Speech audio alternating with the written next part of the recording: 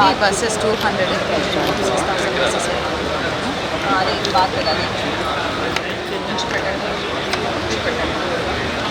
मतलब ప్రతి రూట్కి ఎన్ని బస్సులు ఏ జిల్లా నుంచి వస్తాయి ఆ మేరకు లైక్ మనకి ఇక్కడ వచ్చాక మన ఏపీఎస్సీ మొబిలైజేషన్ కన్ఫర్మ్ అప్పుడే పెట్టాం హరినా రైతు మన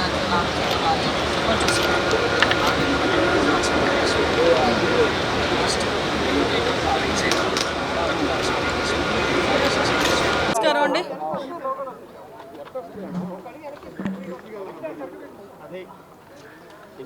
మే 2వ తారీఖున గౌరవ ప్రధానమంత్రి గారు నరేంద్ర మోడీ గారు అమరావతి పునర్నిర్మాణ శంకుస్థాపనకి మన అమరావతి రావడం నిజంగా ఒక శుభపరిణామం కింద భావించాలి. ఎందుకంటే అమరావతి అనేది ఆంధ్రప్రదేశ్ ప్రజల కళ. ఆంధ్రప్రదేశ్ ప్రజల కళల రాజధాని అమరావతి.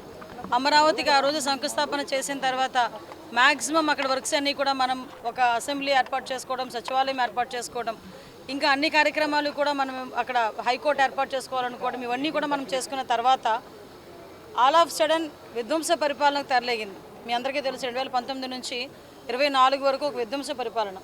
అది కూడా ఏంటంటే ఒక ప్రజావేదిక కూల్చివేత నుంచి స్టార్ట్ చేసి అమరావతి విధ్వంసానికి కూడా ఆ రోజే బీజం పడిన పరిస్థితి. చాలామంది ముఖ్యమంత్రులు ఒక టర్మ్లో చేసిన తర్వాత నెక్స్ట్ టర్మ్ వచ్చిన ముఖ్యమంత్రి దాన్ని కంటిన్యూ చేస్తారు. కానీ గౌరవ చంద్రబాబు నాయుడు గారు ఆ రోజు అమరావతి మన రాష్ట్ర రాజధాని కింద అసెంబ్లీలో డిక్లేర్ చేసిన తర్వాత ఆ రోజు కూడా అప్పటి ప్రతిపక్షంలో ఉన్న జగన్మోహన్ రెడ్డి ఓకే అయిన తర్వాత కూడా అమరావతిని మ్యాక్సిమం బయటకు వచ్చిన తర్వాత 3 రాజధానులు అని చెప్పి ఒక కొత్త కథకి తెరలేపి ఓవరాల్గా ప్రాంతీయ విద్వేషాలు రెచ్చగొట్టడానికి ట్రై చేశారు. కానీ అమరావతి ప్రజలు కానీ ఆంధ్రప్రదేశ్ రాష్ట్ర ప్రజలకి కూడా అమరావతి రాజధానిగా ఉండాలి ఒక సెంటిమెంట్గా భావించుకొని వైజాగ్ ప్రజలు సైతం కూడా అమరావతి రాజధానిగా రావాలని కోరుకునే పరిస్థితి కనిపించింది.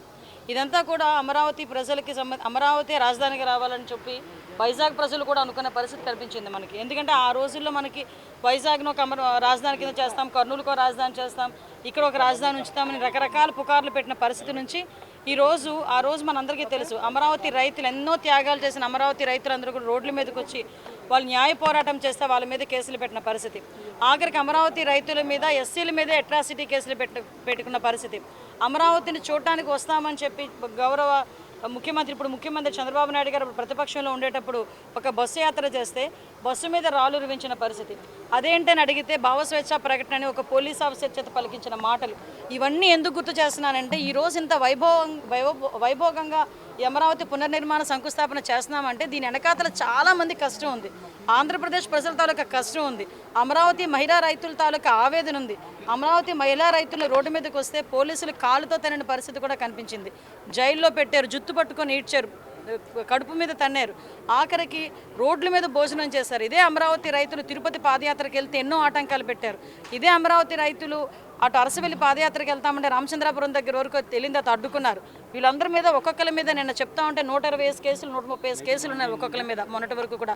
అంటే ఈ రోజు పరిస్థితి చూస్తూ ఉంటే ఇంతమంది రైతుల తాలూకా ఆ రోజు న్యాయ పోరాటం చేసిన న్యాయ పోరాటం, గౌరవ చంద్రబాబు నాయుడు గారు చేసిన న్యాయ పోరాటం, మన పవన్ కళ్యాణ్ గారు అదేవిధంగా నారా లోకేష్ గారు వీళ్ళందరూ కూడా కంకణం కట్టుకుని ఎట్టి పరిస్థితుల్లో ఆంధ్రప్రదేశ్కి అమరావతి రాజధానిగా ఉండాలని చెప్పి ఈరోజు మళ్ళీ అమరావతికి ఈరోజు కేంద్ర ప్రభుత్వం కూడా సహకరించడం నిజంగా చాలా పరిణామం కింద భావించాలి.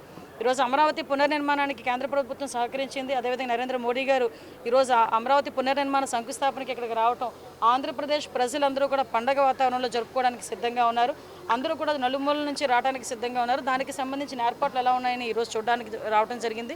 ఓవరాల్గా రాష్ట్రం అన్ని మూలల నుంచి వచ్చిన ప్రజలందరికీ కూడా ఎక్కడ ఎటువంటి ఇబ్బంది లేకుండా, ట్రాఫిక్ ఇబ్బందులు లేకుండా, అదేవిధంగా వాళ్ళకి ఎటువంటి అన్ని సౌకర్యాలు కలగజేసి ఈరోజు గవర్నమెంట్ కూడా ఈరోజు సిద్ధంగా ఉన్నాం.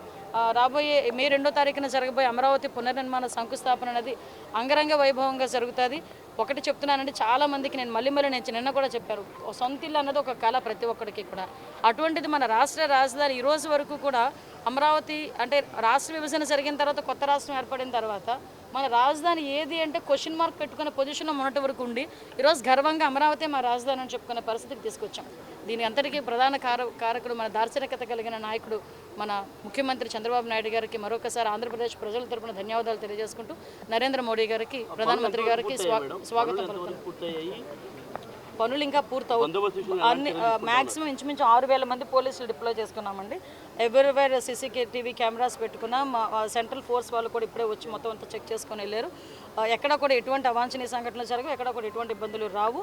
వచ్చిన ప్రజలకి కానీ ఇక్కడున్న VIPస్కి కానీ ఎటువంటి ఇబ్బందులు లేకుండా చూసుకునే బాధ్యత డిపార్ట్మెంట్ చూసుకుంటుంది. హిట్ టీవీ యాప్, ఇందులో short news, live news, entertainment shows, movies, digital magazines తో పాటు మీ జిల్లా వార్తలను కూడా ఫ్రీగా చూడొచ్చు. ఇంకెందుకు ఆలస్యం, వెంటనే హిట్ టీవీ యాప్ ని డౌన్లోడ్ చేసుకుని ఫ్రీగా ఎంటర్టైన్మెంట్ పొందండి. Hit TV app. Hit TV app. Please download hit TV app. Hit TV app ని ఫ్రీగా డౌన్లోడ్ చేసుకుని ఎంజాయ్ చేయండి. మీకు నచ్చిన ఎంటర్టైన్మెంట్ కోసం హిట్ టీవీ యాప్ ని ఫ్రీగా డౌన్లోడ్ చేసుకుని ఎంజాయ్ చేయండి. హిట్ టీవీ యాప్ ని డౌన్లోడ్ చేసుకుని ఆస్వాదించండి, ఆశీర్వదించండి. ఇంతమంది సెలబ్రిటీలు హిట్ టీవీ యాప్ ని డౌన్లోడ్ చేసుకోండి అని చెప్తున్నారంటే ఎంత మంచి యాప్ ఆలోచించండి. అమెరికా అమెరికా అమెరికా అమెరికాలో చదవాలనుకునే వాళ్ళకి విశ్వసనీయమైన పేరు మన శౌర్య కన్సల్టెన్సీ. UK లో 1 year masters, UK లో 1 year masters, 2 years work permit up to 5 years visa. Contact Saurya Consultancy. Contact 89851 89851.